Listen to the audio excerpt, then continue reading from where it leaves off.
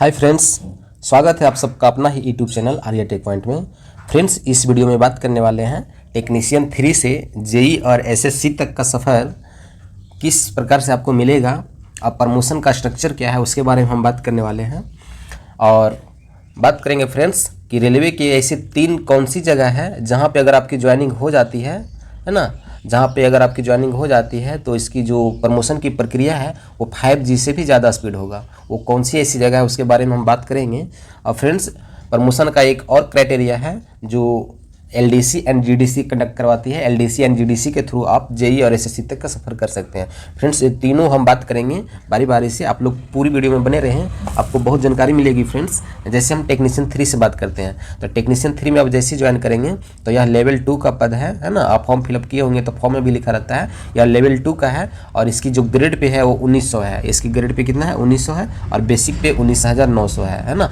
इसका बेसिक पे 19,900 और इसमें आपको टीए डीए जो भी एचआर मिला करके अदर अलाउंसेस मिला करके इसमें आपको सैलरी को ऐड किया जाता है और आपको ये सैलरी मिलता है। फ्रेंड्स, आप समझ गए होंगे।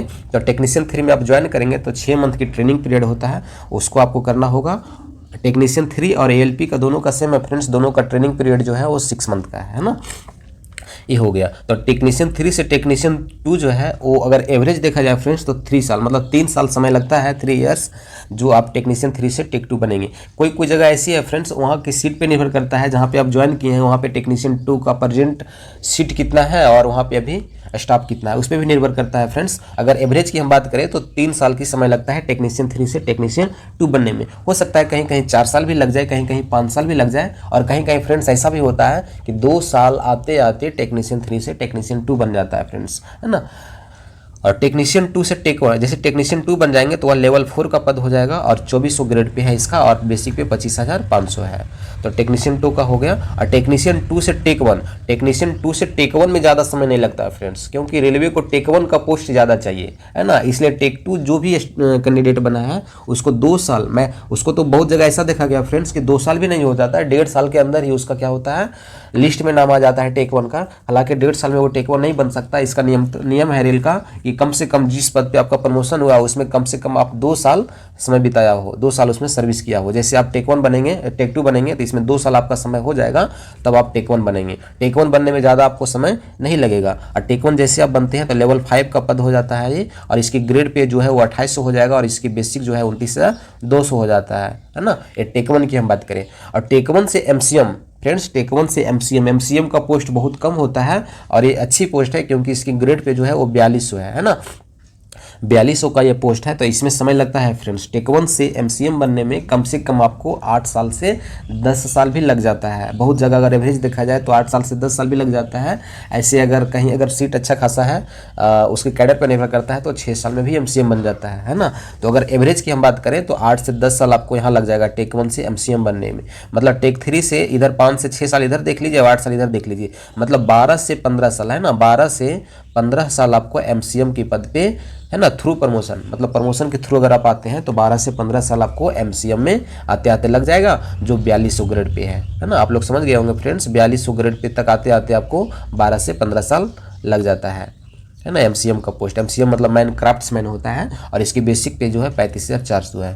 फ्रेंड्स, एमसीएम से जेई, देखिए एमसीएम से जेई जो है दोनों का लेवल 6 है और दोनों का ग्रेड पे भी सेम है और दोनों का बेसिक पे भी सेम है। तो फ्रेंड्स, रेलवे जैसा सुनने को मिल रहा है कि एमसीएम का पोस्ट जो है वो खत्म करने वाली है, क्योंकि जो एमसीएम का वेतन वो देती है रेलवे, उतना ही वेतन में ग्रेड मतलब जेई का वो काम करवा सकती है स्टाफ से, है ना। इसलिए एमसीएम का पोस्ट हमको लगता है आने वाला समय में खत्म हो जाएगा। तो टेक 1 से डायरेक्ट आप जेई बनेंगे तो जेई वही 8 से 10 साल लगेगा, तो आप डायरेक्ट जेई बनेंगे तो 4200 इसका लेवल 6, 4200 ग्रेड पे एंड 35,400 इसका बेसिक पे हो जाएगा, है ना।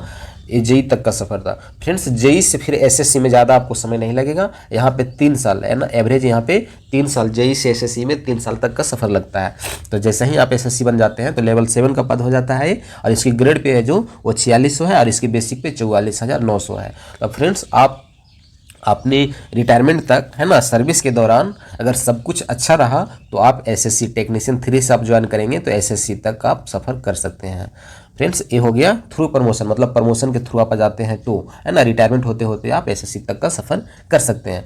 फ्रेंड्स अगर आप रेलवे देखिए एग्जाम डिपार्टमेंटल एग्जाम कंडक्ट करवाती है, दो प्रकार का, एक एलडीसी का होता है, एक जीडीसी का होता है। तो आप समझेंगे यहाँ पे एलडीसी का जो होता है फ्रेंड्स, उसमें क्या है कि डिग्री नहीं खोजा जाता, उसमें लेंथ ऑफ सर्विस को देखा जाता है कि आपका जो सर्विस है वो कितना साल हुआ। तो उसकी एलिजिबिलिटी जो है फ्रेंड्स वो 3 साल है। अगर आपका टेक्नीशियन 3 में आप ज्वाइन किए हैं और मिनिमम लेंथ ऑफ सर्विस अगर 3 साल हो गया तो आप एलडीसी है ना, एलडीसी में जो जेई का पद है उसको आप भरने के लिए आप एलिजिबल है, आप उसको भर सकते हैं। और आपकी तैयारी अगर अच्छा है, तैयारी आप अच्छा कर लेते हैं तो जेई वहाँ से आप डायरेक्ट बन सकते हैं। 3 से 4 साल में अगर समय ठीक रहा तो जेई का पद आप 3 से 4 साल में पा सकते हैं। और फिर यहाँ से 3 साल लगेगा फ्रेंड्स, 3 से 4 साल है ना, फिर आप एसएससी तक का पद पा सकते हैं। ये हो गया एग्जाम के थ्रू है ना, एग्जाम के थ्रू। और फ्रेंड्स इसका जो एलडीसी एनजीडीसी आते रहता है, फिर आप ज्वाइन कर लेते हैं ना रेलवे में, तो बहुत सारी अपॉर्चुनिटी रेलवे देते रहती है जो आप आगे प्रमोशन होते रहे, है ना।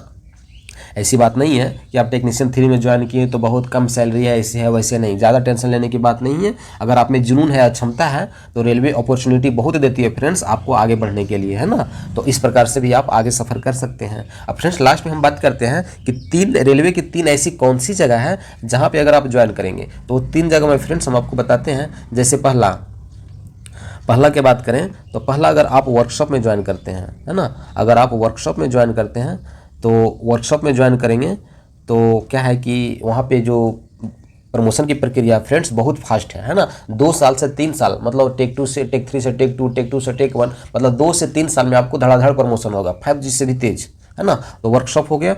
दूसरा जो है फ्रेंड्स, है ना, दूसरा जो है वो कौन सा है, वो PSU है ना, PSU। तो PSU जो मतलब प्रोडक्शन यूनिट जो है वहाँ पे भी प्रमोशन बहुत तेज़ी से होता है ना। 2 साल से 3 साल मैक्सिमम होते होते आपको प्रमोशन दे दिया जाता है। और तीसरा है फ्रेंड्स, तीसरा जो है वो कौन सा है, न्यू वर्कशॉप, है ना। न्यू वर्कशॉप जहाँ पे ओपन हुआ है वहाँ पे, या तो फिर न्यू शेड है ना, नया शेड, बहुत जगह नया शेड को बनाया जा रहा है। तो ये नया शेड अगर कहीं पे अगर ओपन हुआ है, चाहे नया वर्कशॉप ओपन हुआ, अगर वहाँ पे अगर आपकी ज्वाइनिंग होती है फ्रेंड्स तो आपका जो प्रमोशन होगा ना, क्योंकि टेक्नीशियन 2 उसको चाहिए, टेक्नीशियन 1 चाहिए, MCM चाहिए, जेई चाहिए, तो वहाँ पे क्या है कि यही जो टेक्नीशियन 3 ज्वाइन करता है इसी को बहुत तेज़ी से प्रमोशन देते देते, मतलब 2 साल से 3 साल होते होते बहुत जगह फ्रेंड्स ऐसा देखा गया कि न्यू वर्कशॉप में या न्यू शेड में 2 साल भी नहीं हुआ, 1.5 साल होते होते उसका प्रमोशन में लिस्ट आ गया। और 2 साल जैसा ही हुआ तो 2 साल से पहले इफेक्ट नहीं होता है फ्रेंड्स, 2 साल जैसा ही हो गया उसको क्या हो गया, फटाक सा उसको टेक्नीशियन 2 दे दिया गया, फिर जैसे ही 2 साल हुआ टेक 1 दे दिया गया। तो ये 3 ऐसी जगह है फ्रेंड्स जहाँ पे प्रमोशन बहुत तेज़ी से होता है। फ्रेंड्स अगर आपको जानकारी अच्छा लगे तो हमारे चैनल को ज़रूर सब्सक्राइब करें और लाइक्स करें, है ना। और अब अगर आपको अभी भी कोई कन्फ्यूजन है तो कमेंट्स करें। धन्यवाद।